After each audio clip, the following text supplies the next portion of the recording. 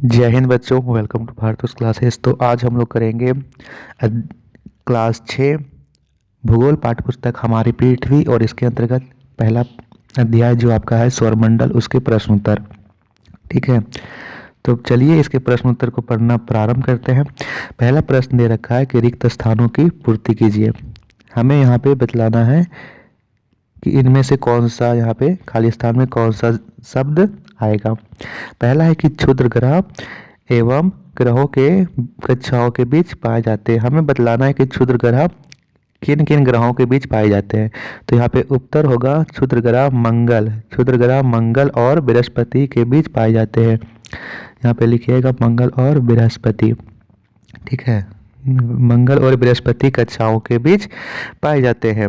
दूसरा प्रश्न है सूर्य से सबसे नजदीक ग्रह है। कौन सा ग्रह सबसे नजदीक है सूर्य से? तो सूर्य से सबसे नजदीक ग्रह बुध है।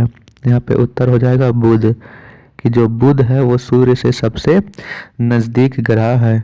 ठीक है, प्रश्न संख्या 3 है कि सौरमंडल का सबसे बड़ा ग्रह है। तो सौरमंडल का सबसे बड़ा ग्रह कौन सा है?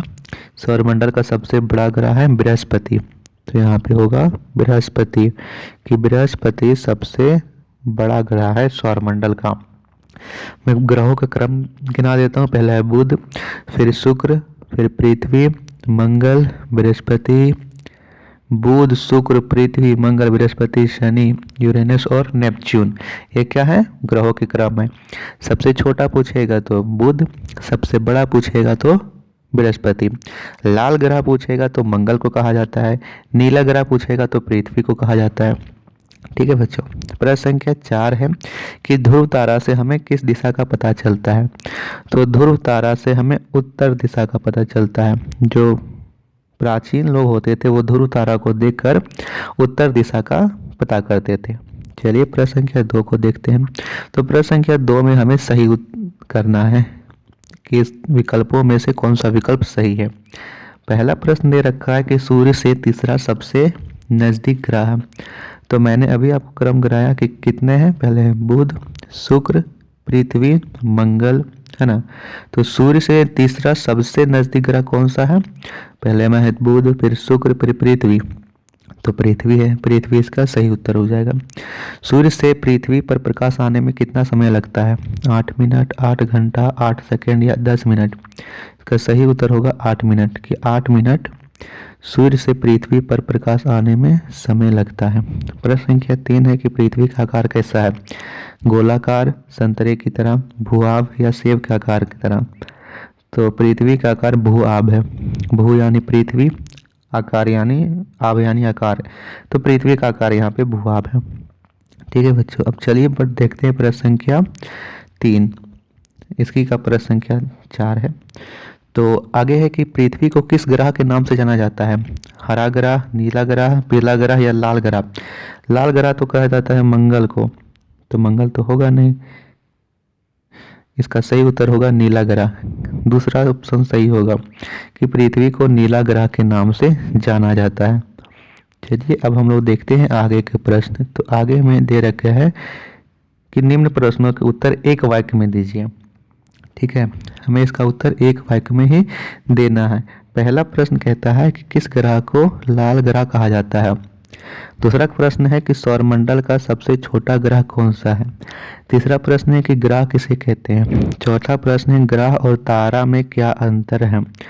और पांचवा प्रश्न है कि पृथ्वी को अनोखा ग्रह क्यों कहा जाता है। तो इसके हम लोग एक एक करके इसके उत्तर को देखेंगे। ठीक है, चलिए पहला प्रश्न है कि किस ग्रह को लाल ग्रह कहते हैं।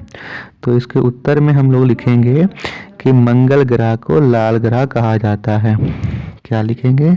कि मंगल ग्रह को लाल ग्रह कहा जाता है। इसका सही उत्तर होगा, नोट कर लीजिए आप लोग आराम से, कि मंगल ग्रह को लाल ग्रह कहते हैं। दूसरा है कि सौरमंडल का सबसे छोटा ग्रह कौन है। इसका सही उत्तर होगा कि सौरमंडल का सबसे छोटा ग्रह बुध है, और सबसे नज़दीक में भी बुध है।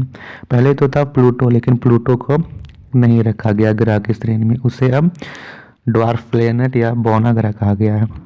आगे है कि ग्रह किसे कहते हैं। तो ग्रह किसे कहते हैं? वे खगोलीय पिंड जो सूर्य के चारों ओर चक्कर लगाते हैं उसे ग्रह कहते हैं। यहाँ पे सूर्य की जगह आप लोग तारा भी लिख सकते हो, क्योंकि सूर्य एक तारा है, तो जो सूर्य के या फिर किसी तारा के चारों ओर चक्कर लगाते हैं उसे ग्रह कहते हैं। और ग्रह में स्वयं का प्रकाश नहीं होता है। अगर पूछा है कि ग्रह में स्वयं का प्रकाश होता है तो नहीं, इसमें स्वयं का प्रकाश नहीं होता है और ना ही। चलिए प्रश्न संख्या 4 को देखते हैं। प्रश्न संख्या 4 कहता है कि ग्रह और तारे में क्या अंतर है। तो अभी हमने पढ़ा कि ग्रह में स्वयं का प्रकाश नहीं होता, जबकि तारा में स्वयं का प्रकाश होता है। आप किस प्रकार कह सकते हो, क्योंकि सूर्य एक तारा है और सूर्य में स्वयं का प्रकाश है, वो दीप्तमान है, ऊर्जा देता है, उससे ऊष्मा निकलती है, तो सूर्य में प्रकाश है। इसी प्रकार तारों में भी प्रकाश होता है, ग्रह में प्रकाश नहीं होता है, क्योंकि पृथ्वी में तो कोई प्रकाश नहीं है। पृथ्वी में अगर प्रकाश होता तो यहाँ पे रात संभव ही नहीं होता कि यहाँ पे रात हो। ठीक है। प्रश्न संख्या 5 दे रखा है कि पृथ्वी को अनोखा ग्रह क्यों कहा जाता है। इसके उत्तर में लिखेंगे कि पृथ्वी को अनोखा ग्रह इसलिए कहा जाता है क्योंकि पूरे सौरमंडल में पृथ्वी में ही जीवन संभव है, इसलिए पृथ्वी को अनोखा ग्रह कहा जाता है। नोट कर लीजिए। अब आगे देखते हैं हम लोग। तो आगे में दे रखा है हमें कि हमें संक्षिप्त टिप्पणी लिखी है। संक्षिप्त टिप्पणी लिखिए, किसमें, मानव निर्मित उपग्रह पर संक्षिप्त टिप्पणी लिखिए। तो इसमें हम लोग लिखेंगे कि यह मानव द्वारा बनाया गया कृत्रिम पिंड है, जिसका उपयोग ब्रह्मांड में जानकारी प्राप्त करने के साथ साथ पृथ्वी पर संचार माध्यम के लिए किया जाता है। इन्हीं मानवीय उपग्रहों का उपयोग रेडियो, टेलीविजन, दूरदर्शन आदि सेवाओं में किया जाता है। साथ साथ इसका उपयोग सैन्य प्रयोजन में भी किया जाता है। ठीक है बच्चों, क्योंकि सेना की सुरक्षा करनी है, वहाँ पे जैसे कि सेना कहीं पे चली गई कहीं जंगल में, तो वहाँ संचार से माध्यम से हम लोग सैटेलाइट के माध्यम से पता करते हैं। ठीक है बच्चों, कि कहाँ पे कोई खतरा तो नहीं है। ये सभी हमें ये उपग्रह से ही पता चलता है। चलिए अब देखते हैं आगे का प्रश्न। तो आगे का प्रश्न है कि सौरमंडल के आंतरिक और यहाँ पे बाह्य आएगा, आंतरिक और बाह्य ग्रह में अंतर स्पष्ट करें। ठीक है, बाह्य तो यहाँ पे होगा कि ग्रहों को आकार एवं दूरी के हिसाब से 2 भागों में बांटा गया है, जिसमें आंतरिक ग्रहों में बुध, शुक्र, पृथ्वी, मंगल आते हैं तथा बृहस्पति, शनि, अरुण और वरुण बाह्य ग्रहों में आते हैं। यहाँ पे आप लोग थोड़ा सा सुधार लीजिएगा, यहाँ पे लिखेगा कि बाह्य ग्रहों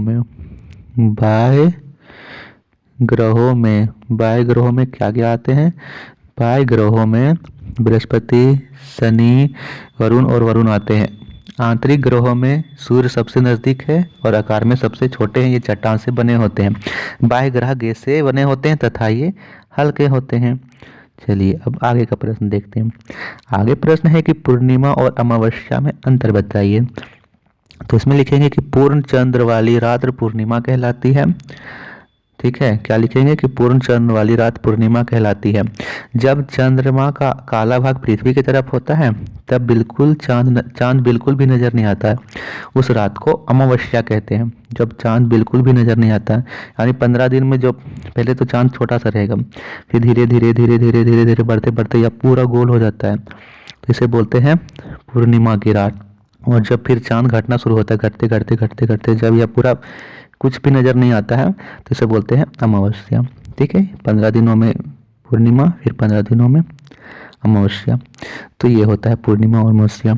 ग्रह और उपग्रह में अंतर बताया। तो इसमें लिखेंगे कि ग्रह जो सूर्य या अन्य तारे के चारों ओर चक्कर लगाते हैं, उपग्रह जो ग्रह के चारों ओर चक्कर लगाते हैं। फिर से समझ लीजिए, ग्रह मान लीजिए अब सूर्य है, तो सूर्य के चारों ओर चक्कर लगा रहा है पृथ्वी, तो पृथ्वी एक ग्रह है।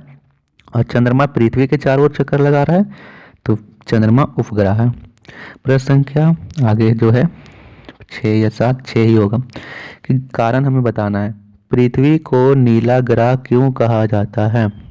इसमें लिखेंगे पृथ्वी को नीला ग्रह इसलिए कहा जाता है क्योंकि पृथ्वी अंतरिक्ष से देखने पर नीले रंग की दिखाई देती है।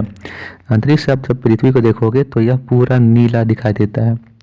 ठीक है, पूरा यह नीला दिखाई देता है, क्योंकि इसके 1/3 इसके 2/3 भाग पर जल से ढका हुआ है।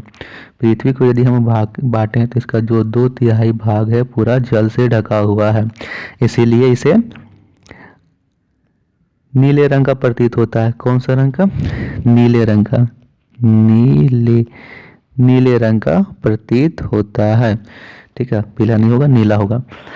प्रश्न संख्या नेक्स्ट इसका दूसरा दे रखा है कि पृथ्वी को अनोखा ग्रह क्यों कहा जाता है। तो इसमें लिखेंगे कि पृथ्वी को अनोखा ग्रह इसलिए कहा जाता है क्योंकि संपूर्ण सौरमंडल में पृथ्वी ही एकमात्र ऐसा ग्रह है जिस पर जीवन संभव है। यहाँ पर जीवन जीने के लिए अनुकूल परिस्थितियाँ पाई जाती है और पृथ्वी ना तो अधिक गर्म है और ना ही अधिक ठंडी, इसीलिए यहाँ पे पेड़ पौधे उग सकते हैं, मनुष्य रह सकता है, जीव जंतु यहाँ पे आराम से रह सकते हैं। इसके अलावा आप लोग और भी लिख सकते हो कि यहाँ पर पृथ्वी में यहाँ पे पेड़ पौधे उग सकते हैं, ठीक है, जीव जंतु रह सकता है आराम से। इसके अलावा आप लोग यहाँ से लिख सकते हो कि पृथ्वी पर सभी महत्वपूर्ण गैसें जैसे ऑक्सीजन, नाइट्रोजन, कार्बन डाइऑक्साइड उपलब्ध है।